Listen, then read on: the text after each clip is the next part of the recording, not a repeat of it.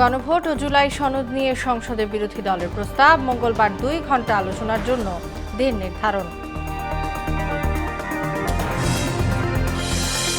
আকস্মিক পরিদর্শনে বিভিন্ন মন্ত্রণালয়ের প্রধানমন্ত্রী, সব পাবলিক পরিবহনে জিপিএস সিস্টেম চালুর কথা জানালেন সড়কমন্ত্রী। দেশজুড়ে জ্বালানি সংকট চরমে, সরকারের লাগাতার ঘোষণার পরও কাটছে না আতঙ্ক, পরিস্থিতি হতে পারে ভয়াবহ, শঙ্কা বিশেষজ্ঞদের। এবং রাজধানীর ফুটপাত দখল করে ভাসমান দোকান, ভোগান্তিতে নগরবাসী, দখলমুক্ত রাখতে চলমান থাকবে অভিযান।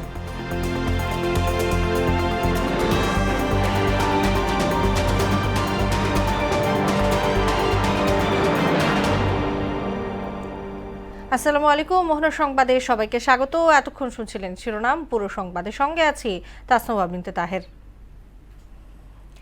গণভোট ও জুলাই সনদের ভিত্তিতে সংবিধান সংস্কারে চলমান অধিবেশন মুলতবি করে সংবিধান সংস্কার অধিবেশন আহ্বানে সংসদে প্রস্তাব দিয়েছেন বিরোধী দলীয় নেতা ডাক্তার শফিকুর রহমান। এতে পয়েন্ট অফ অর্ডারে দাঁড়িয়ে প্রস্তাবনায় ভুল আছে দাবি করে আলোচনার জন্য আলাদা দিন নির্ধারণের পক্ষে মত তুলে ধরেন স্বরাষ্ট্রমন্ত্রী সালাউদ্দিন আহমদ।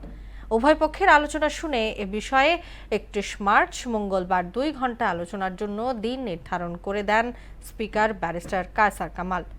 মফিউর রহমানের রিপোর্ট। জুলাই জাতীয় সনদ ও সংবিধান সংস্কার অধ্যাদেশ 2025 বাস্তবায়নে চলমান সংসদ অধিবেশন মুলতবি করে সংবিধান সংস্কার অধিবেশন আহ্বান করার জন্য লিখিত প্রস্তাব দেন বিরোধী দলীয় নেতা ডাক্তার শফিকুর রহমান।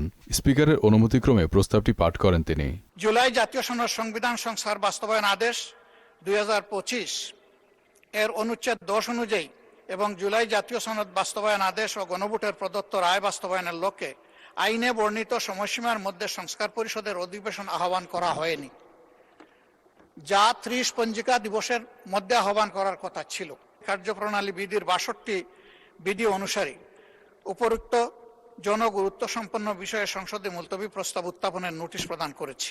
পরে আইনমন্ত্রী বলেন, প্রস্তাবটি যৌক্তিক, তবে এই বিষয়ে আলোচনার জন্য সময় প্রয়োজন। এই বিষয়টি আলোচনার দাবি রাখে, ওনাদের পক্ষ থেকেও আলোচনা হবে, আমাদের পক্ষ থেকেও আলোচনা হবে। আমরা আলোচনা করতে চাই, তবে আলোচনার আগে একটু সময় প্রয়োজন। অত্যন্ত জনগুরুত্বপূর্ণ, অত্যন্ত সময় উপযোগী এই সাবজেক্টটা আলোচনার জন্য মাননীয় স্পিকার আপনি একটি সময় নির্ধারণ করে দেন। আর পয়েন্ট অফ অর্ডারে দাঁড়িয়ে প্রস্তাবনায় ভুল আছে বলে দাবি করে পুনরায় নোটিশ দেওয়ার আহ্বান জানান স্বরাষ্ট্রমন্ত্রী। Rule 62 rules of procedure notice উনি দিয়েছেন।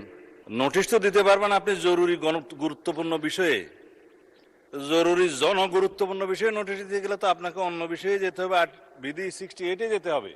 সংবিধান সংশোধনের জন্য একটি সংসদীয় কমিটি গঠনের প্রস্তাব করেন তিনি। সংবিধান সংশোধনের জন্য let us form a constitution reform committee here, position এবং অপোজিশন সবগুলোকে নিয়ে, সবাইকে নিয়ে সংবিধান সংশোধনের জন্য আমরা কাজ করি এবং আমাদের গুরুত্ব দিতে হবে জুলাই জাতীয় সনদ। আগামী 31 মার্চ মঙ্গলবার 2 ঘণ্টা এ বিষয়ে আলোচনার জন্য দিন ধার্য করে দেন স্পিকার। সবার বক্তব্য শ্রবণ করে সংসদের কার্যপ্রণালী বিধি 65(2) অনুযায়ী আমাদের 3 দিনের মধ্যে এই বিষয়টাকে নিষ্পত্তি করতে হবে। সেই হিসাবে আগামী 31 মার্চ 2026 তারিখ রোজ মঙ্গলবার দিনের সর্বশেষ বিষয় হিসাবে 2 ঘণ্টা কাল বিরোধী দলের নেতার মুলতবি প্রস্তাবটি আলোচনার জন্য সময় নির্ধারণ করছি। পরে রাষ্ট্রপতির ভাষণের উপর আলোচনা করেন সংসদ সদস্যরা। 24 উত্থাপন করলাম। ধন্যবাদ মাননীয় মফিউর রহমান, মোহনা সংবাদ, ঢাকা।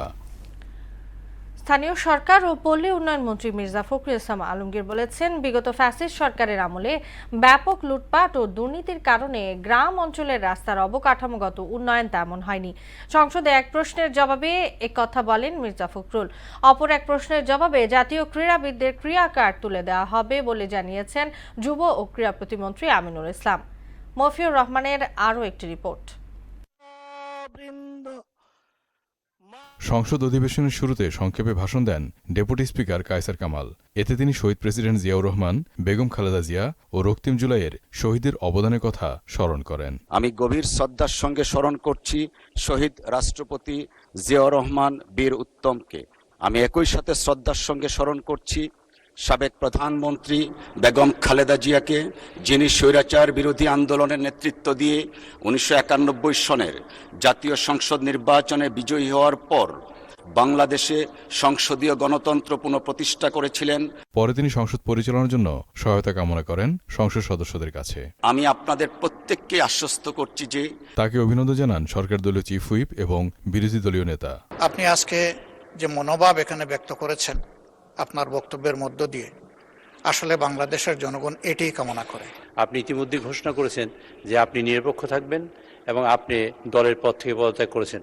আমরা তাকে সাধুবাদ জানাই। এক প্রশ্নে যুব ও ক্রীড়া প্রতিমন্ত্রী আমিনুল ইসলাম সংসদকে জানান, বেকার যুবকদের জন্য প্রশিক্ষণ দিতে প্রয়োজনীয় ব্যবস্থা নেওয়া হবে। বর্তমানে যুব উন্নয়ন অধিদপ্তরের মাধ্যমে যুব নারীদের আত্মনির্ভরশীল ও কর্মক্ষম করে গড়ে তোলার লক্ষ্যে চাহিদার ভিত্তিতে প্রশিক্ষণ প্রদান করা হচ্ছে। এছাড়া জাতীয় ক্রীড়াবিদদের ক্রীড়া কার্ড দেওয়া হবে বলেও জানান তিনি। আমরা বাংলাদেশের জাতীয় সকল ক্রীড়াবিদদেরকে বেতন কাঠামোর আওতায় এনে তাদেরকে ক্রীড়া ভাতা প্রদান করতে যাচ্ছি। অপর এক প্রশ্নের জবাবে স্থানীয় সরকার মন্ত্রী মির্জা ফখরুল ইসলাম বলেন, বিগত ফ্যাসিস্ট আমলে মেগা প্রকল্প নেওয়া হলেও ব্যাপক দুর্নীতি ও লুটপাটের কারণে গ্রাম বাংলার বেশিরভাগ কাঁচা রাস্তা পাকা করা হয়নি। বর্তমান সরকার গ্রামের রাস্তা পাকা করতে কার্যকর উদ্যোগ নেবে বলেও জানান তিনি। ফ্যাসিস্ট সরকারের আমলে এই উন্নয়নের নামে মেগা প্রজেক্ট অথবা উন্নয়নের নামে চরম দুর্নীতি করা হয়েছে। আগামী দিনগুলোতে আমরা এই ধরনের কোন দুর্নীতিকে প্রশ্রয় না দিয়ে আমরা গ্রামাঞ্চলের রাস্তাঘাটগুলোকে যোগাযোগ ব্যবস্থাকে সবচেয়ে বেশি গুরুত্ব দিয়ে কাজ করব ইনশাল্লাহ। গ্রামীণ অবকাঠামো উন্নয়নে বিএনপি সরকার কার্যকর উদ্যোগ নেবে বলেও জানান মির্জা ফখরুল। এই গ্রাম বাংলার প্রায় সব মফিউর রহমান, মোহনা সংবাদ, ঢাকা। আমাদের মন্ত্রিপরিষদ বিভাগে নিজ দপ্তরে প্রবেশের আগে কর্মকর্তাদের অফিসের বিষয়ে খোঁজ খবর নিতে বিদ্যুৎ, জ্বালানি ও খনিজ সম্পদ, মহিলা ও শিশু স্বাস্থ্য এবং গণপূর্ত মন্ত্রণালয় পরিদর্শন করেছেন প্রধানমন্ত্রী তারেক রহমান। এরপর কৃষি মন্ত্রণালয়ের মন্ত্রী, প্রতিমন্ত্রী, সচিব ও সংশ্লিষ্টদের সঙ্গে কৃষক কার্ড নিয়ে আলোচনা করেন তিনি। এদিকে দুপুরে নিজ দপ্তরে সড়ক পরিবহন মন্ত্রী শেখ রবিউল আলম বলেছেন, সব পাবলিক পরিবহনে জিপিএস সিস্টেম চালুর সিদ্ধান্ত নিয়েছে সরকার। তানজিদ ভুঁইয়ার প্রতিবেদন। সপ্তাহের প্রথম দিনে রোববার সকাল ঠিক ৯টায় সচিবালয়ে যান প্রধানমন্ত্রী তারেক রহমান। সকালে সচিবালয়ে মন্ত্রিপরিষদ বিভাগের নিজ দপ্তরে প্রবেশের আগে বিদ্যুৎ, জ্বালানি ও খনিজ সম্পদ, মহিলা ও শিশু স্বাস্থ্য এবং গণপূর্ত মন্ত্রণালয় পরিদর্শন করেন সরকার প্রধান। এরপর সকালে কৃষি মন্ত্রণালয়ের মন্ত্রী, প্রতিমন্ত্রী, সচিব ও সংশ্লিষ্টদের সঙ্গে কৃষক কার্ড নিয়ে আলোচনা করেন প্রধানমন্ত্রী। এদিকে সচিবালয়ে সড়ক পরিবহন মন্ত্রণালয়ে সাংবাদিকদের সঙ্গে কথা বলেন শ্রমিক দলের প্রধান সমন্বয়ক শামসুর রহমান শিমুল বিশ্বাস এবং ট্রাফিক বিভাগের অতিরিক্ত পুলিশ কমিশনার মোহাম্মদ সরোয়ার। এর মাধ্যমে যারা ওভার স্পিড করবে 80 কিলোমিটার সে 60 কিলোমিটার এর লিমিট, এর বাইরে যারা যারা যাবে তাদের প্রত্যেকের রেকর্ড ফুটেজ আসবে আমাদের, সেই অনুযায়ী তার ঘরে মামলার জরিমানা চলে যাবে। প্রধানমন্ত্রীর সভায় সবার উপস্থিতিতে এটা একটা জিপিএসটা চালু করার একটা ডিসিশন হয়েছে। এই জিপিএস চালুর প্রধান প্রতিবন্ধক হচ্ছে মালিক এবং শ্রমিকরা। তারা এখানে একমত হয়েছে যে আমরা জিপিএস চালু হওয়া উচিত, 1 নম্বর পজিটিভ। এতে সব পাবলিক পরিবহনে জিপিএস সিস্টেম চালুর কথা জানান সড়ক পরিবহন ও সেতুমন্ত্রী শেখ রবিউল আলম। আগামীতে অল্প সময়ের মধ্যে যত্রতত্র হাইওয়ের পাশে টিকিট কাউন্টার এটা থাকবে না, এটা বাস স্ট্যান্ডে নিয়ে আসতে হবে, অথবা গন্তব্য যেখানে বাস গিয়ে থামবে সেখানেই থাকবে। সব পাবলিক পরিবহনে, সব পরিবহনে জিপিএস থাকবে। তাহলে দেখবেন যে নিয়ন্ত্রণ আরও বেশি সম্ভব হবে। স্পিড নিয়ন্ত্রণ করা যাবে, গাড়ির অবস্থান নিয়ন্ত্রণ করা যাবে, কে ট্রাফিক রুল মানছে না নিয়ন্ত্রণ করা যাবে, কে মাঝপথ থেকে ঘুরিয়ে যাত্রী নিয়ে চলে যাচ্ছে, তার ইচ্ছা মতো ভাড়া নিয়ে চলে যাচ্ছে গন্তব্যে, সেগুলো নিয়ন্ত্রণ করা সম্ভব হবে। অতীতের যে কোনো সময়ের চেয়ে এবার মানুষ স্বস্তিতে ঈদ যাত্রা করেছে বলেও জানান মন্ত্রী। যে কোনো সময়ের চেয়ে 1.5 কোটি মানুষ নিরাপদে স্বস্তিতে বাড়ি ফিরতে সক্ষম হয়েছে বলে আমরা মনে করি। যদিও আমি বলছি 2-3টে দুর্ঘটনা আমাদেরকে ব্যথিত করেছে। তানজিদ ভুঁইয়া, মোহনা সংবাদ, ঢাকা। ইরান যুক্তরাষ্ট্রের যুদ্ধের 1 মাস পরেও জ্বালানি তেলের সংকটের প্রভাব থেকে বের হতে পারেনি বাংলাদেশ। রাজধানীর ফিলিং স্টেশনগুলোর সামনে গাড়ি নিয়ে চালকদের অপেক্ষার দীর্ঘ সারি প্রতিনিয়ত দীর্ঘতর হচ্ছে। কিছু কিছু তেল পাম্পে সাময়িক তেল সরবরাহ বন্ধ রেখেছে, তবে দ্রুতই সেবা চালুর আশ্বাস দিয়েছে পাম্প কর্তৃপক্ষ। এমআর আসাদের রিপোর্ট। রাজধানীর ফিলিং স্টেশনের সামনে দীর্ঘ সারিতে যানবাহন নিয়ে চালকদের অপেক্ষার চিত্র এখন প্রতিদিনের। পাম্পে মোটরসাইকেল 5, মাঝারি যানবাহন 15 ও বড় পরিবহন 25 লিটার পর্যন্ত জ্বালানি তেল পাচ্ছে। তবে এজন্য অপেক্ষা করতে হচ্ছে ঘন্টার পর ঘন্টা, লাইন দাঁড়াচ্ছে কিলোমিটারে। চালকেরা অভিযোগ করেন, কিছু ফিলিং স্টেশন তেল দেয়া বন্ধ রাখায় অন্য পাম্পগুলোতে চাপ বাড়ছে। যতগুলো তেলের পাম্প আছে সেখানে যদি তারা সবাই তেল দেয়, অর্থাৎ সময় মতো তেলটা দেয়, একটা নির্দিষ্ট সময়ও দেয়, তাহলেও আমাদের সেই ঘাটতিটা থাকে না এবং এখানে চাপটা পড়ে না। আপনি মিরপুরের দিকে যান, যে খালেক পাম্পি, এরা সবগুলো সব বন্ধ, যার ফলে সবাই এখানে এসে চাপ নিতে দিচ্ছে, যার ফলে আমাদের কোনো উপায় থাকছে না, আমরা সবাই এখানেই দাঁড়াচ্ছি। আমাদের কাছে তেল নাই বলে সরকার তো বলতেছে তেল দিতে আছে। আমরা একটা ট্রিপ ঢাকার বাইরে গেলে 10টা করে তেল দেয়, 15টা করে তেল দেয়, তারপর দিলেও আবার ওখানে বহুত কিছু ঝামেলা আছে। গাবতলী, মহাখালী, কল্যাণপুর সব বন্ধ থাকার কারণে আসামগড়ে দুইটা পাম্প শুধু ঝামেলা। বন্ধ তেল পাম্পের বেশিরভাগ রয়েছে মিরপুর রোডের গাবতলী এলাকায়। তেল দেয়া বন্ধ রাখার কারণ হিসেবে সাপ্লাই না আসার কথা জানালেন স্টেশন ম্যানেজার। তেল আসছিল পরশুদিন রাতে আসার পরে পরশুদিন রাতে যতদূর সম্ভব আমরা দিয়েছি, তারপরের দিন সারাদিন দুপুর 2টা পর্যন্ত দিয়েছি। 2টার পরের থেকে আর তেল নাই, এখন পর্যন্ত তেল আসেনি, তবে আসবে, আশাবাদী আসবে ইনশাল্লাহ। আসলে আমরা আবার দিব। নতুন ট্যাঙ্কারে সাপ্লাই এলে পাম্প থেকে পুনরায় গ্রাহকের চাহিদা অনুসারে তেল দিতে পারবেন বলেও উল্লেখ করেন তারা। চিঠি এসেছিল, আমরা সাইনবোর্ডটা লাগাই দিয়েছি। এমআর আসাদ, মোহনা সংবাদ, ঢাকা। নড়াইলে ডিজেল দিতে অপারগতা জানানোয় পেট্রোল পাম্প ম্যানেজার নাহিদ সর্দারকে ট্রাক চাপা দিয়ে হত্যার ঘটনায় প্রধান অভিযুক্ত ঘাতক চালক সুজাদ আলীকে গ্রেফতার করেছে র্যাব। দুপুরে যশোরের অভয়নগর উপজেলার কিসমত মোহাম্মদপুর এলাকা থেকে তাকে আটক করা হয়। র্যাব 6 যশোরের কোম্পানি কমান্ডার মেজর ফজলে রাব্বি প্রিন্স জানান, ঘটনার পর থেকেই অভিযুক্ত চালক সুজাদ পলাতক ছিলেন। গোপন সংবাদের ভিত্তিতে অভয়নগরে অভিযান চালিয়ে তাকে গ্রেফতার করা হয়। গোপন সংবাদের ভিত্তিতে যশোর জেলার বাগারপাড়া থানার কিসমত মোহাম্মদপুর এলাকায় অভিযান পরিচালনা করে। অভিযানের সময় নড়াইল জেলার তানবীর ফিলিং স্টেশনের ম্যানেজার নাহিদ সরকারকে ট্রাক চাপা দিয়ে হত্যাকারী ঘাতক ড্রাইভার সুজাত আলীকে র্যাব 6 গ্রেপ্তার করে। প্রাথমিক জিজ্ঞাসাবাদে অভিযুক্ত ব্যক্তি ভিকটিমকে ট্রাক চাপা দিয়ে হত্যার দায় স্বীকার করে। সরকারের লাগাতার ঘোষণার পরও তেল সংকটের আতঙ্ক কাটছেই না। কি দিন কি রাত 24 ঘন্টায় গাড়ির দীর্ঘ সারি, তাই তেল নিয়ে সীমাহীন ভোগান্তিতে মানুষ। বিপাকে পড়েছে গণপরিবহন সংশ্লিষ্টরাও। তবে এ সংকট দীর্ঘ হলে থমকে যাওয়ার শঙ্কাও করছেন তারা। আর সংকটের আতঙ্ক দীর্ঘমেয়াদী হলে পরিস্থিতি ভয়াবহ আকার ধারণ করতে পারে বলে মনে করছেন গণপরিবহন বিশেষজ্ঞরা। বিস্তারিত বিজন কুমারের বিশেষ প্রতিবেদনে। 1 মাস ধরেই দেশের ফিলিং স্টেশনের খুব চেনা দৃশ্য এটি। এমন দৃশ্য বাংলাদেশের প্রেক্ষাপটে বিরল।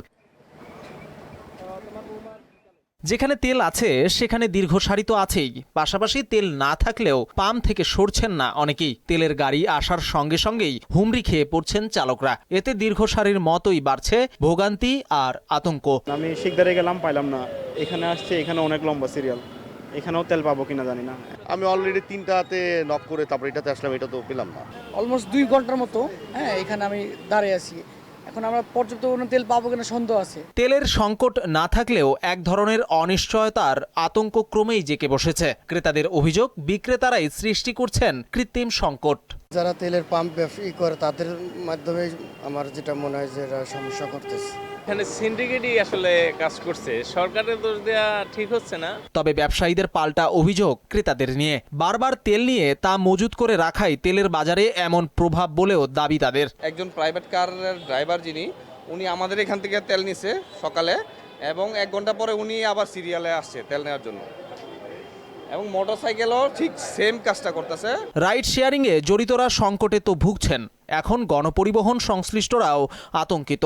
আগে 5টি পরিচালনা করলেও এখন তা ঠেকেছে 2টি ট্রিপে। আগে তেল ফুল নিছি টাঙ্কি, এখন তেল পাচ্ছি না, 20টা 25টা, অনেক সমস্যা। তেল তো আপনার দেয় না, কোনো জায়গায় দেয়, কোনো জায়গায় দেয় না। আগে আপনার 5 টিপ, এটা এখন হয় 3 টিপ 2 টিপ। এই সমস্যা দীর্ঘমেয়াদী হলে পরিস্থিতি নিয়ন্ত্রণ কঠিন হয়ে পড়বে বলে মনে করছেন এই পরিবহন বিশেষজ্ঞ। জ্বালানি বা তেল এটা হচ্ছে এনার্জি হাব, সবকিছু কিন্তু স্থবির হয়ে যাবে, অচলতায়ন হয়ে যাবে। এখন তেল যদি তারা না পায়, তাদের চাকা যদি না ঘুরে, জীবিকা যদি না আসে, তখন দেখা যাবে সামাজিক অস্থিরতা কিন্তু শুরু হবে। এটা একটা ভয়ানক সংকট মোকাবেলায় প্রযুক্তির সমন্বয়ে ফুয়েল কার্ড চালুর পরামর্শও দেন তিনি। আমি যেটা মনে করি আসলে সরকারের উচিত এখন ফুয়েল কার্ড দেওয়া। সেই ফুয়েল কার্ড ছাড়া তেল দেওয়া যাবে না।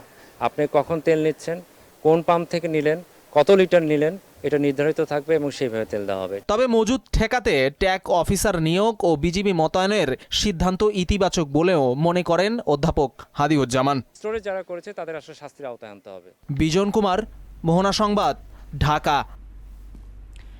রাজধানী ঢাকার ফুটপাত দখল করে চলছে ভাসমান দোকান আর অবৈধ ব্যবসা। এতে প্রতিদিনই ভোগান্তিতে পড়ছেন নগরবাসী। ফুটপাত দখলমুক্ত করতে বিকেলে রাজধানীর মিরপুর 10-এর হোপ মার্কেটে অভিযান চালায় ঢাকা উত্তর সিটি কর্পোরেশন। ফুটপাত দখলমুক্ত করে পথচারীদের নিরাপদ চলাচল নিশ্চিতে অভিযান চলমান থাকবে বলে জানান সিটি কর্পোরেশনের প্রশাসক শফিকুল ইসলাম। আরও জানাচ্ছেন তরিকুল ইসলাম। ঢাকার ব্যস্ত সড়কের পাশের ফুটপাতগুলো এখন আর পথচারীদের জন্য উন্মুক্ত নেই। যে জায়গা দিয়ে পথচারীদের নির্বিঘ্নে হাঁটার কথা, সেখানে এখন গড়ে উঠেছে অস্থায়ী দোকানপাটের এক স্বর্গরাজ্য। রাজধানীর এই ফুটপাতগুলো হওয়ার কথা ছিল পথচারীদের জন্য উন্মুক্ত, তবে সেই ফুসরত এখন নেই। ঢাকা উত্তর এবং দক্ষিণ সিটি কর্পোরেশন বহুবার এই ফুটপাতগুলোকে উচ্ছেদ করার চেষ্টা করলেও ফলাফল জিরো। অভিযোগ রয়েছে এসব ফুটপাতকে ঘিরে সক্রিয় রয়েছে চাঁদাবাজ চক্র। অন্যদিকে পথচারীদের অভিযোগ, ফুটপাত দখলের জেরে তাদের চলাচলে বাধাগ্রস্ত হচ্ছে প্রতিনিয়ত। অনেক ক্ষেত্রে জীবনের ঝুঁকি নিয়ে নামতে হচ্ছে মূল সড়কে। শুধু ফুটপাত না, রোডও দখল হয়ে গেছে। আমরা হাঁটতে পারতেছি না, মূলত আমাদের কষ্ট হয়। ফুটপাতগুলি পরিষ্কার থাকুক যাতে আমি স্বাচ্ছন্দ্যে হাঁটতে পারি। এরই ধারাবাহিকতায় ফুটপাত দখলমুক্ত করতে বিকেলে রাজধানী মিরপুর 10-এর হোপ মার্কেটের সামনে অভিযান চালায় ঢাকা উত্তর সিটি কর্পোরেশন। এ সময় সাংবাদিকদের সাথে কথা বলেন সিটি কর্পোরেশন প্রশাসক শফিকুল ইসলাম। জনগণের যেমন যাতায়াতের ব্যবস্থাটাকে সহজভাবে করে দিতে হবে, তেমনিভাবে একইভাবে যারা গরিব ব্যবসায়ী আছে তাদেরকে একটা ব্যবসায়িক জায়গায় তাদেরকে একটা বন্দোবস্ত করে দিতে হবে। আর দোকানীদের দাবি, এসব দোকানের উপর নির্ভরশীল তাদের পরিবার। আমরা এখানে থাকবো না, আমাদের অন্য একটা জায়গায় দেন, কোনো সমস্যা না, আজকে উঠাই দেবেন, আজকে আমরা চলে যাবো, কিন্তু আমাদের বসার মতো একটা জায়গা করে দেন। যদি আমাদের এখান থেকে উৎখাত করা হয় তাহলে আমরা কোথায় যাব? একমাত্র রাস্তায় সব নিয়ে রাস্তায় দাঁড়ানো ছাড়া আমাদের আর কোনো উপায় নাই। 4টা বাচ্চার সংসার চলে, আমার স্বামী অসুস্থ, আমি নিজে একটা দোকান করে আমার এই সংসারটা চলে। এই দোকানটা যদি উড়ে দেয় আমরা কিভাবে আমার সংসারটা চলবে? জীবিকার প্রশ্নে জড়িত মানুষের পুনর্বাসন না হলে এই সমস্যার স্থায়ী সমাধান কতটা সম্ভব তা নিয়েই রয়েছে প্রশ্ন। তরিকুল ইসলাম, মোহনা সংবাদ, ঢাকা। এবার আন্তর্জাতিক প্রসঙ্গ। মধ্যপ্রাচ্যে বাড়ছে উত্তেজনা। সিরিয়াতে ড্রোন হামলা করেছে ইরাক, এদিকে সিরিয়ার সীমানা ব্যবহার করে লেবাননে হামলা চালিয়েছে ইসরায়েল। যুক্তরাষ্ট্র ইরানে স্থল হামলা চালালে আমিরাতের মার্কিন সামরিক ঘাঁটিতে পাল্টা হামলার হুঁশিয়ারি দিয়েছে দেশটি। যুদ্ধ বন্ধ নিয়ে পাকিস্তানের রাজধানী ইসলামাবাদে আলোচনায় বসতে যাচ্ছে সৌদি আরব, তুরস্ক ও মিশরের পররাষ্ট্রমন্ত্রীরা। ঐশী আলমের ডেস্ক রিপোর্ট। সিরিয়ায় অবস্থিত যুক্তরাষ্ট্রের একটি ঘাঁটি লক্ষ্য করে ইরাক থেকে করা ড্রোন হামলা ঠেকিয়ে দিয়েছে সিরিয়ার সেনারা। সিরিয়ায় থাকা সর্বশেষ কয়েকটি মার্কিন ঘাঁটির একটিতে হামলা চালানো হয়েছে। অন্যদিকে যুক্তরাষ্ট্র ইরানে স্থল হামলা চালালে আমিরাতকে সরাসরি শত্রু হিসেবে বিবেচনা করে ব্যাপক পাল্টা হামলা চালানোর হুঁশিয়ারি দিয়েছে ইরান। যুক্তরাষ্ট্রের বিমান বাহিনীর একটি বিশেষ বিমানে হামলা চালিয়ে বিমানটি ধ্বংস করে দিয়েছে ইরান। সিরিয়ার দিক থেকে সীমান্ত পেরিয়ে লেবাননে স্থল অভিযান চালিয়েছে ইসরায়েল। ইসরায়েলের রাডার কেন্দ্র ও বিমানবন্দরে হামলা করেছে ইরান। যুক্তরাষ্ট্রের স্থল সেনাদের ইরানের আসার অপেক্ষায় রয়েছে দেশটির সেনারা, এমন মন্তব্য করেছেন ইরানের পার্লামেন্ট স্পিকার মোহাম্মদ বাঘের গালিবাফ। ইসরায়েল ও যুক্তরাষ্ট্রের বিরুদ্ধে ইরানের চলমান যুদ্ধ নিয়ে পাকিস্তানের রাজধানী ইসলামাবাদে আলোচনায় বসতে যাচ্ছে সৌদি আরব, তুরস্ক ও মিশরের পররাষ্ট্রমন্ত্রীরা। ঐশী আলম, মোহনা সংবাদ। শেষ করব মোহনা সংবাদ। যাবার আগে নামগুলো জানিয়ে দিচ্ছি আরো একবার।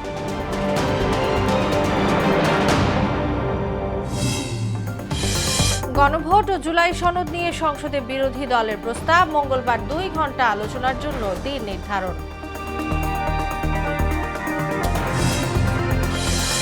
আকস্মিক পরিদর্শনে বিভিন্ন মন্ত্রণালয় প্রধানমন্ত্রী, সব পাবলিক পরিবহনে জিপিএস সিস্টেম চালুর কথা জানালেন সড়কমন্ত্রী। দেশজুড়ে জ্বালানি সংকট চরমে, সরকারের লাগাতার ঘোষণার পরও কাটছে না আতঙ্ক, পরিস্থিতি হতে পারে ভয়াবহ, শঙ্কা বিশেষজ্ঞদের। এবং রাজধানীর ফুটপাত দখল করে ভাসমান দোকান, ভোগান্তিতে নগরবাসী, দখলমুক্ত রাখতে চলমান থাকবে অভিযান।